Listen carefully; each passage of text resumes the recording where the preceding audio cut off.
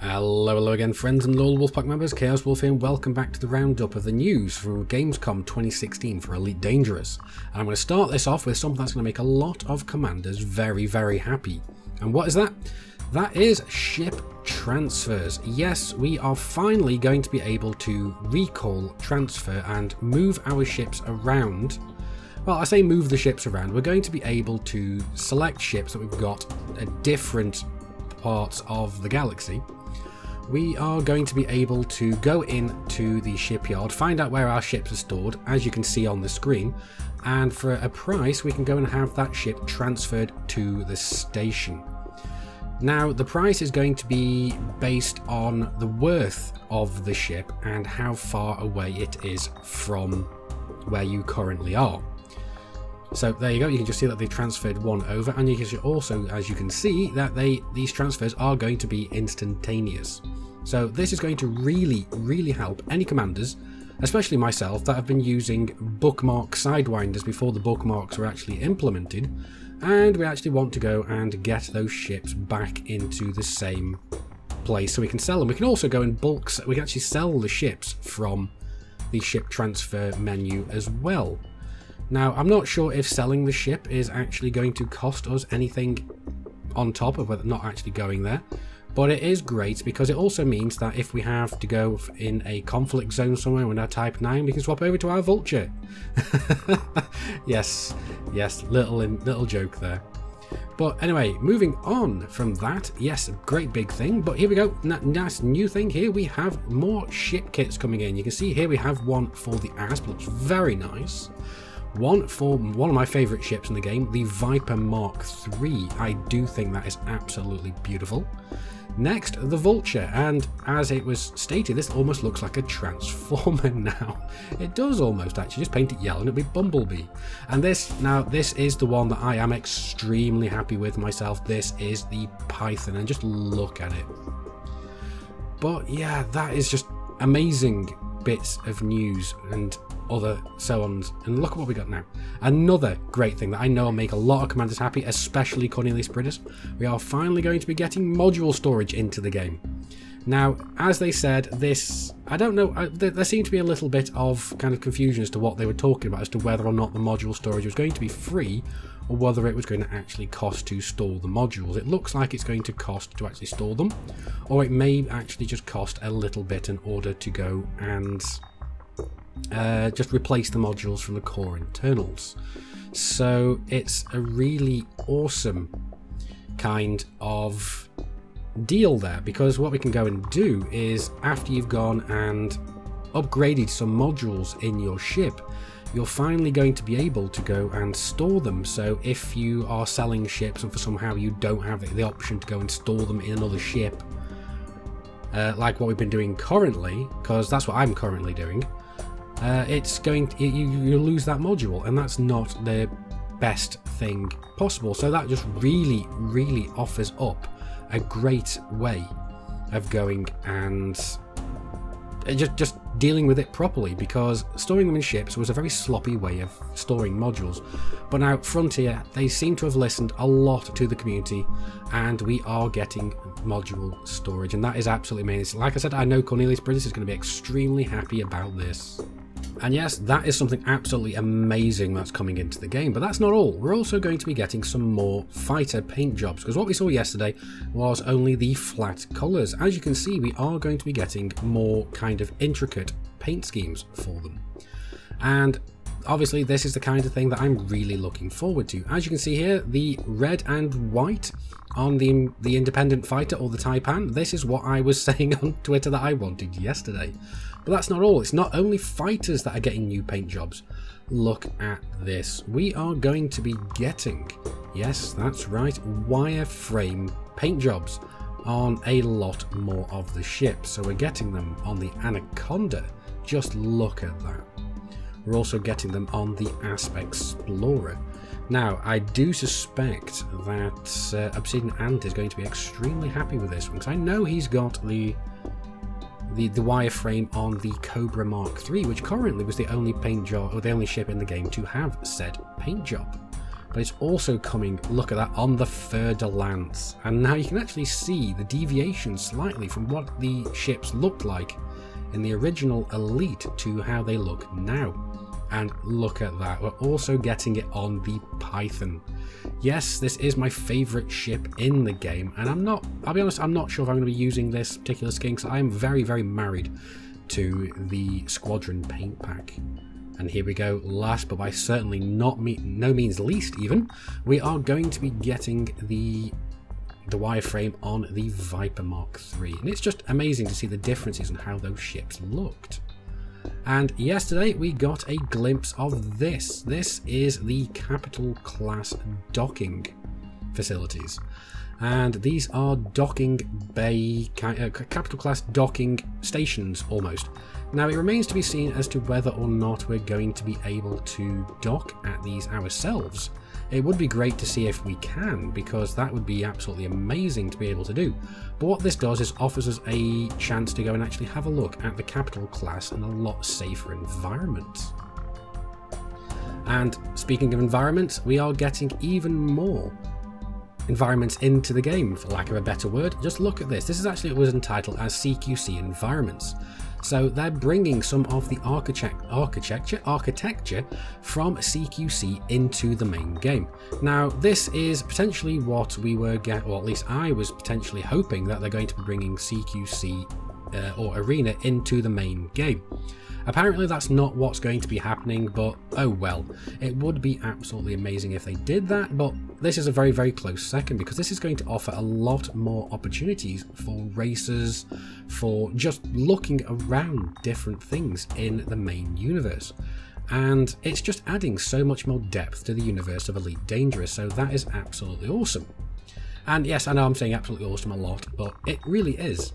And just look at how amazing these structures look. They are spectacularly detailed, and I'm hoping that one day we are going to be able to have Arena and CQC in the main game, but this will have to do for now. Now another minor change, that, well, minor, major, whatever, it's a nice little kind of quality of life change to the game. There is going to be a minor change to the way things look when you are jumping through hyperspace. Now, obviously, as you can see here, nothing's really all that different. Even here, still things are not that different, but here we go. What we're seeing now is the target star appearing at the end of the hyperspace tunnel. So there we go, there it is, we've just jumped into it there. And one of the things I was wondering about this when we first saw this is, does the star class of what it is that we're jumping into show? Because look, here we go, there we see a blue star. Not only did we see that, we also saw that the stars around us hung slightly longer into the hyperspace jump tunnel. But this is going to be great, and it's going to be making jumping into different systems all that more amazing. And even more, we went and got a lot more information, well, some more information on the ship launch fighters and how we can go and switch between them, deploy them, and so on. Because as we said, you are going to be able to swap between different, well, swap between your fighters, swap between your ship, and as you can see, you can actually go and deploy your fighters to a different kind of state. You can set them to aggressive, defensive. I didn't see what everything else was there, but I'm pretty sure you can pause the video and go and check.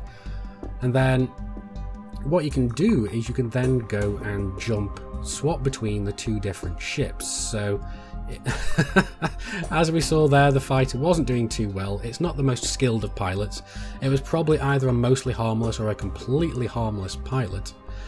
And what they did then is they swapped back to the, well, swapped into the fighter to give Commander Edmund a run for his money. And then as soon as they go and take his shields down, I believe, I think they're going to go and jump back over to the main ship. So it's rather interesting on how you can actually go and hot swap between the ship and your fighter. Now, what has been said, a question that was asked was, what would it how would it show up on the enemy's radar? Would it show up as both having a hollow reticle or a solid reticle or whatever? Because hollow reticles are for players and full ones are for NPCs, but it says whichever one you are in will be the hollow one. So it'll actually show you who is who. And yes, we can't go on without talking about paint jobs without now talking about the fact that we're going to be getting paint jobs for our SRVs. Now that is quite amazing. We're going to have brand new paint jobs for the SRVs as well. So you've been having green, red. We're going to be able to go and completely go and color coordinate everything to do with our ships, from the ship itself down to the fighters down to the SRVs. Now, I know a lot of you are not going to be too thrilled about this itself, and that's fine, because this is not for everybody, but as you can see so far, that we are getting an absolute metric crap ton of new content and features coming into the game this patch in 2.2. And personally, I'm really looking forward to this, because I really do like having the option to personalize and customize everything. I was trying to say those two words at the same time. But I like being able to do this. This really speaks to me. And I don't doubt that we're going to be able to see more SRV paint jobs that are not just the block colours like we have here, like we did with the fighters. So that's going to be amazing, and I'm really looking forward to seeing that. And that's not the only cosmetic change. As you can see here, we're going to be having different kind of ways of seeing the, well, different appearances of the different star classes. This is a neutron star from far away and up close. Now just look at how amazingly different that looks and just spectacular the visual is. Now what they have gone and said is that not only are these going to look different, they're going to function different as well. You're actually going to be able to fly through those spiraling arms in Super Cruise. It's going to buffer your ship. Within a certain amount of distance or something, your frameshift drive will be taking damage, but you will actually go and charge up your frameshift drive, which will allow you to make a super far jump. I suspect this is going to be a very kind of akin and similar to the synthesis.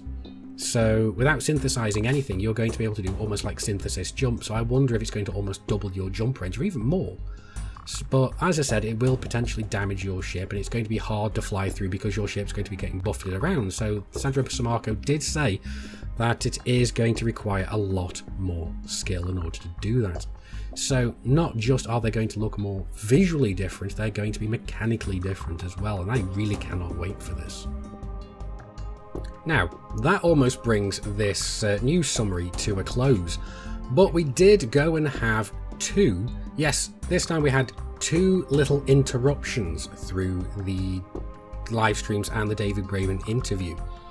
The first one was through the first live stream of the day, the morning live stream, and it was this image here, which shows a commander sitting in a cockpit. I can't tell which ship this is. It's got a seat to the back, so it could be one of the Federal ships, it could be potentially the drop ship, the gun ship, or the assault ship, or it may possibly be the Vulture, although I don't think it is, because the Vulture has a much larger canopy and a much greater view out of it, so I suspect it is one of the three Federal ships I mentioned. Now, I don't know what the significance of this is, although I do believe that there is going to be some significance to it. I just can't tell what it is. So I will leave that to you guys to speculate down in the comments. Let me know what you think there. And the second one came when we were watching David Braben's interview, and it was this eerily striking image here. Now, it is a big green light in the distance with what looks like some kind of man-made structures. So no alien structures here, but potentially alien contact off in the distance. I'm not quite sure. I do believe there was some kind of numbers coded into this as well, but I didn't get a chance to snap them off that fast. So I'm not sure if they, and that has actually means something or has any significance, but we'll have to go and see. But what do you guys think this is? I suspect that this may very well be a picture of some alien contact. Maybe this is a crashed ship and this is some black box footage from said ship of their alien encounter. I do think that is perhaps a very strong possibility, but what do you guys think? Let me know down in the comments as always. But that is drawing this video to a close. I do hope you guys have enjoyed it. Like it if you've liked it, dislike it if you didn't. None of those good enough for you, that's what the comments are for. And don't forget, we do have a big sexy subscribe button so you can get more information as it comes out. But anyway guys, I've been Commander Chaos Wolf, you guys have been epic. I will see you soon. And until then, Commanders, keep flying and stay shiny.